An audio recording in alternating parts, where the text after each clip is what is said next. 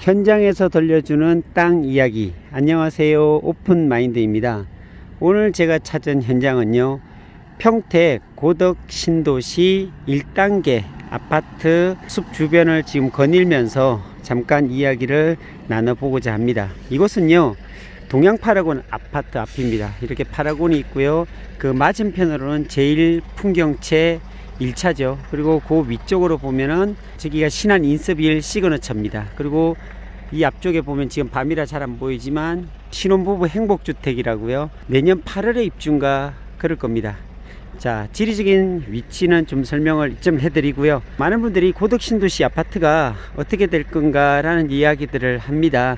값이 더 오를까요? 더 떨어질까요? 이런 이야기를 하는데요, 제가 감히 이렇게 아파트 분석을 제가 아주 성실하게 집중적으로 아주 전문적이게 하진 않지만 지나갔던 이런 히스토리는 좀 말씀은 드릴 수 있을 것 같아요. 제가 작년 9월 달에 저도 여기 자이 아파트에 들어왔거든요. 들어오면서 그때 당시 들어올 때는 뭐 분양가가 자이 같으면은 33평 아파트가 3억 5천 정도 됐고요. 그리고 파라곤이 4억 조금 넘었던 것 같아요. 1250만원에 분양이 됐고, 자이가 평당 1050만원에 분양되고 뭐 이랬으니까요. 풍경채도 마찬가지인 것 같아요. 지금 보니까 그렇게 높게 책정되진 않았던 것 같습니다. 어쨌든 그런데 지금 현실, 작금의 현실을 보면 자이나 파라곤 같은 경우는 6억대 거래가 됩니다. 5억 8천 실거래가 찍었고요. 현재 상태가 그렇습니다. 그렇다면 제가 여기 들어오기 전까지만 해도 많은 분들이요, 아유 고덕신도시 그렇게 경쟁력 없다 이런 이야기를 많이 했습니다. 그때 당시는 왜 그러냐면 평택하면 미분양의 무덤이다 이런 이야기가 들릴 정도로 그런 공실이 굉장히 많았고요. 미분양도 많았고. 자, 그런데 그 미분양의 중심이 누구였냐면요, 주범이 동삭동에 보면 센트럴 자이가 있었어요. 그게 5,500세대 가까이를 거기를 분양했거든요, 한 곳에. 그러다 보니까 그걸 다 채우지 못하는 거예요. 당연히 미분양이 나겠죠. 아무리 도시가 성장하고 그러더라도 물량에는 장사가 없다고 합니다. 그러니까 고덕신도시가, 아니 평택이 인구 증가가 안 되는 도시가 아니거든요. 인구 증가가 지속적으로 인구가 유입이 되고 성장하는 도시인데도 불구하고 수요와 공급의 법칙에 있어서 이게 어긋나 버린 겁니다. 아무리 성장하더라도 수요보다 공급이 많으면 당연히 미분양이 되겠죠. 가격이 오를 수가 없지요. 이건 기본적인 상식이죠. 근데 평택이 그렇게 됐어요. 평택이 성장한다고 하니까 공급을 엄청나게 늘린 겁니다. 수요는 적은데 공급이 아주 과다하게 늘리다 보니까 미분양이 쏟아지죠. 그러니까 아파트 값이 소위 올라가지 못했던 그런 일들이 벌어진 겁니다.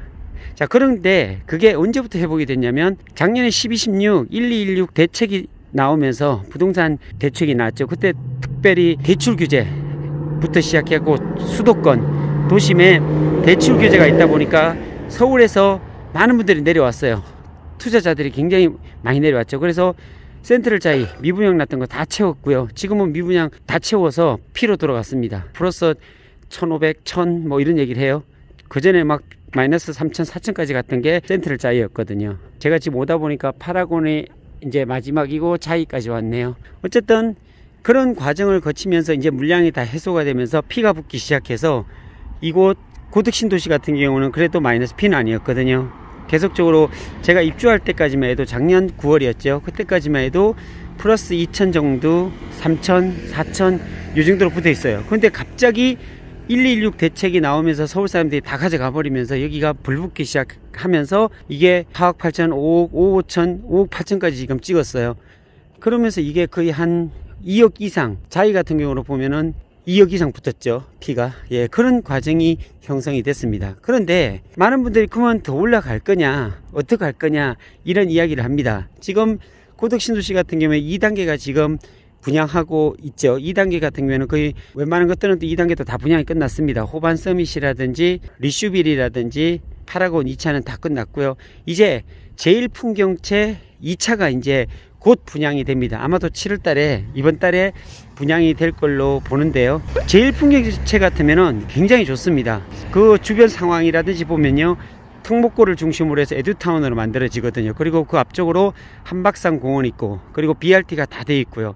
앞쪽으로 건생으로 되어 있죠. 근린 상업지역으로 쭉 되어 있고, 또 점포용 상가주택이나 단독주택으로 포진되어 있고, 그러니까 시청도 그렇게 멀리 되어 있지 않고 가깝게 위치해 있고, 다양한 어떤 교육 기반의 서비스들을 받을 수 있는 그런 아파트로 만들어지기 때문에 풍경채 2차 같은 경우는 굉장히 괜찮은 아파트다라고 저는 분석이 됩니다. 그럼 그런 아파트가 과연 얼마나 갈까요? 자, 광교가 보면은요, 호수공원 주변으로 보면 34평 아파트가 12억이 넘어갑니다.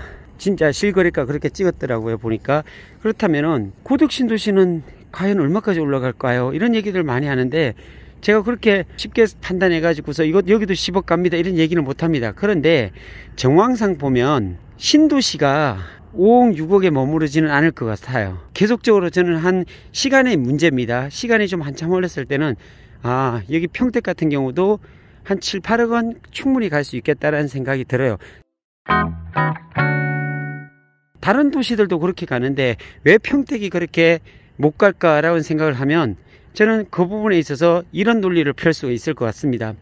평택 같은 경우는요, 세계 최대 반도체 공장이 있습니다. 이것을 정말로 무시할 수 없어요. 기흥에 삼성 반도체가 있죠. 그리고 화성 공장이 있어요. 두 개 다 합쳐도 약 90만 평 가까이 밖에 안 되기 때문에, 근데 이 평택은 몇만 평이냐면 무려 120만 평입니다.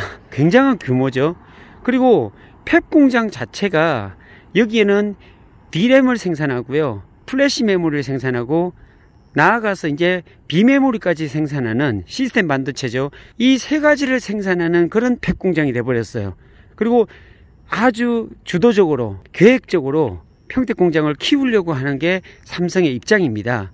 자족 기능을 충분히 하는 이런 곳에 삼성반도체 정 직원들이 상주를 한다는 사실이에요. 떠나가질 않고요, 서울로 SRT 타고 출퇴근을 하는 게 아니고요, 이곳에 정착했다는 사실이에요. 그러니까 이게 많은 분들이 잘못 알고 있는 게, 반도체 공장은 자동화돼 있어서 직원이 별로 없다 이런 얘기들을 많이 했어요, 저한테. 근데 실제 보니까요, 그 안에 실제 정 직원들이요, 상주하면서 팹 공장 하나에 5,000명입니다. 그러니까 지금 현재 기준을 설명을 드리면 1공장은 이미 다 만들어졌고요, 2공장도 30조를 들여서 다 만들어졌고요, 제3공장에 9월 달부터 또 토목공사가 들어갑니다. 이 공장이 약 400m 정도가 되거든요. 가로 길이가. 높이가 아파트 20층 이상 높이고요. 그런 정말로 떡대 같은 박스형으로 만들어진 반도체 공장이 어마어마하게 크잖아요. 근데 제3기 공장은요, 그 길이가 축구장 7배 정도 길입니다. 700m 정도 가로 길이가 되고요, 높이가 20층 이상 아파트 높이, 그런 대형 컨테이너 박스 같은, 위에서 보면 그런 팹 공장이 바로 평택에 만들어진다는 사실이고요. 이런 공장이 지금 4개, 아니 6개까지 만들어진다는 얘기까지 있어요. 그렇게 되다 보면 직원들은 계속적으로 늘고요, 그리고 이 직원들이 상주를 한다는 사실이에요. 이 고덕신도시에 저희 아파트나 8학원에 보면요, 삼성 명찰을 달고 다니는 사람들이 꽤 많아요. 그리고 그분들이 초기에는 이 고덕신도시가 만들어지기 전에는 출퇴근을 했어요. 45인승 버스를 대절해 가지고요, 왔다 갔다 했는데, 이제 그런 분들이 고덕신도시가 세워지고 그 앞에 점포형 상가주택들이 만들어지고 아파트가 세워지다 보니까 이곳에 상주하게 되더라고요. 그러면서 이 고덕신도시에 상권이 형성이 되고, 이제 뭐 위락시설까지 지금 막 들어오고 이러더라고요. 분양도 하고.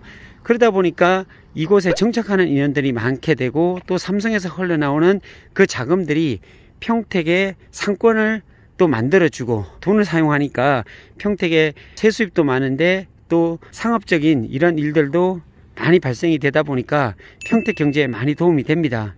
그래서 삼성이 있기 때문에, 저는 인프라가 구성이 되어 있기 때문에 이곳을 떠나는 사람이 없고 머무르는 사람이 많기 때문에 평택 고덕 신도시에 있는 아파트들은 저는 분명히 지가가 올라갈 거다 라는 생각이 듭니다. 물론 그게 막 10억 이상 넘어가고 그런 것들에 대한 거는 제가 예단하지 못할 것 같아요. 그런데 다른 신도시에 비해서 너무 저평가되어 있는 게 바로 평택이지 않는가. 공급과 수요의 법칙을 좀 설명을 드려보면, 공급이 적고 수요가 많으면 당연히 집값이나 땅값은 올라가겠지요. 그럼 이곳에 공급과 수요의 법칙에 의해서 평택 고덕신도시는 어떤가 라는 걸 보면요, 평택 고덕신도시는 중심 상업지가 이게 몇 프로냐면, 보통 다른 시도 같으면요 3% 4%까지 가는 데 있어요. 그런데 고덕신도시 같으면 상업지가 2% 밖에 안 됩니다. 위락시설 0.6% 밖에 안 됩니다. 이런 고덕신도시에서 장사를 하면 장사가 될까 안 될까요? 당연히 되겠죠. 2% 밖에 안 되는 상업지를 분양을 받았으니 이거는 고덕신도시 정책상 더 늘려주지도 않습니다. 그러다 보니까 인프라가 계속적으로 여기서 떠나지 않고 모이고 있는 이상 어떤 장사가 된다는 거죠. 상업 행위들이 아주 활성화될 수 있는 그런 여지가 충분히 있다라는 말씀을 드리고 싶고요. 인구가 계속적으로 증가되고 있는 이 고덕 신도시에 삼성 정규 직원들 있죠. 그 직원들이 가족들이 함께 동반해서 살게 된다면 인원들이 더 많아지겠죠. 정규 인원만 팩공장 하나에 5,000명이라고 하니 4개 정도가 되면은 2만 명, 가족까지 들어오게 되면 뭐 5만 명 이상이 되겠죠. 삼성과 관련된 가족들만 보면요. 그런데 거기에다가 지금 삼성 협력업체들이 또 들어온다고 합니다. 지금 들어올 위치가 안 정해져서 평택시에서도 굉장히 고민이라고 볼 수밖에 없어요. 그러니까 8월 9월 달에 발표를 한다고 합니다. 아직까지 삼성 협력업체 단지가 어디로 결정이 될지 많은 분들이 지금 주목하고 있어요. 근데 평택시에서도 아직 정확한 어떤 위치를 발표하지 못하고 있어요. 어떤 분들은 브레인시티로 간다, 어떤 분들은 뭐 외곽지로 흩은다, 또 어떤 사람들은 방충리 쪽으로 결정이 된다.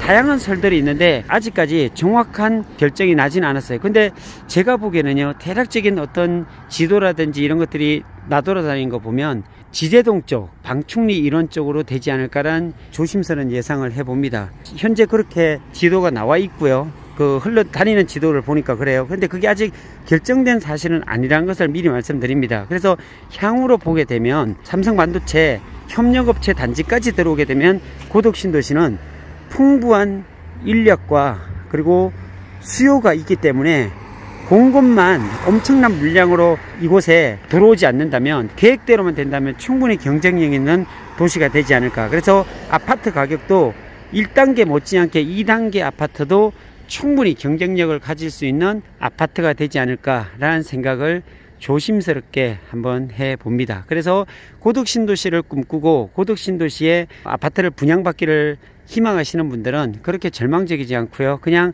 내가 평택시에 살면서 특별히 고덕신도시에 분양을 받아서 살고자 하시는 분들은 한번 도전해 보라 라는 말씀을 드리고 싶습니다. 지금 뭐 분양으로 보면요, 33평 아파트가 풍경채라든지 호반 서밋이라든지 이런 데 보면은 4억대 중반 정도 됩니다. 4억 4천 그 정도로 형성이 될 것 같은데요. 이 정도로 받아 놓으면 향후에 보면 뭐 6억 7억 정도는 무난하게, 지금 현재도 6억대로 형성이 돼 있으니까요, 그 이상은 무난하게 가지 않을까라는 생각을 해 봅니다. 자, 오늘은 고덕신도시에 대해서, 아파트에 대해서 함께 이야기를 나눠 보았습니다. 오늘은 여기까지입니다. 감사합니다.